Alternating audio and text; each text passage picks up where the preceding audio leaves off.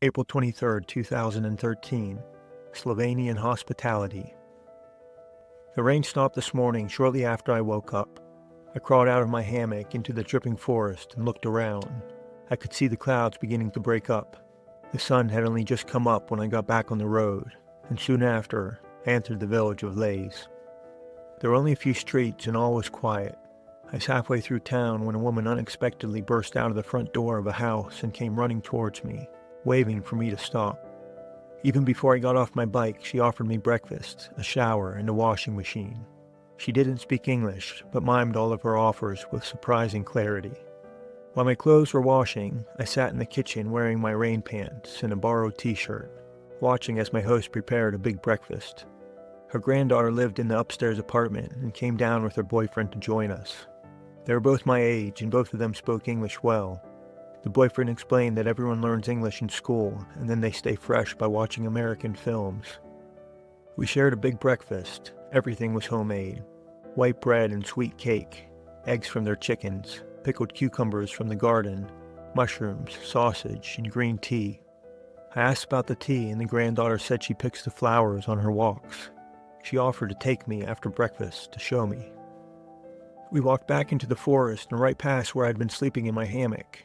In a field just beyond, we picked flowers and searched for mushrooms.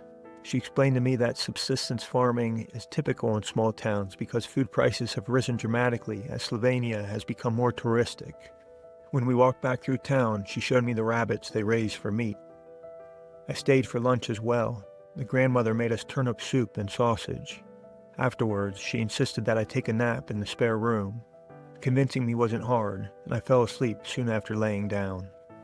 I finally left in the late afternoon. The sun had come out, I was clean, and so were my clothes. It felt good. My doldrums from yesterday were gone. As a parting gift, I was given a small hardcover book of erotic poetry. The granddaughter explained that poetry is an important part of Slovenian culture. I felt the gift to be perfectly sincere and absurd.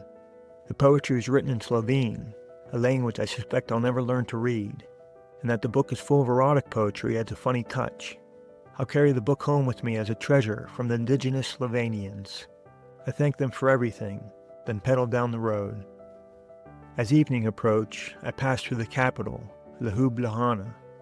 The streets were clean. There was a pretty castle on a hill, and a park by the river. Despite being the capital, the city was small, just a mile across, and with the sun getting low, I moved through quickly on my way to find somewhere to sleep. Tonight, I'm behind a school, camping in a well-hidden spot along a stream. I've got my sleeping bag laid out on the ground next to the rippling water, and bats are darting through the air above me. I like being here. This place feels very peaceful.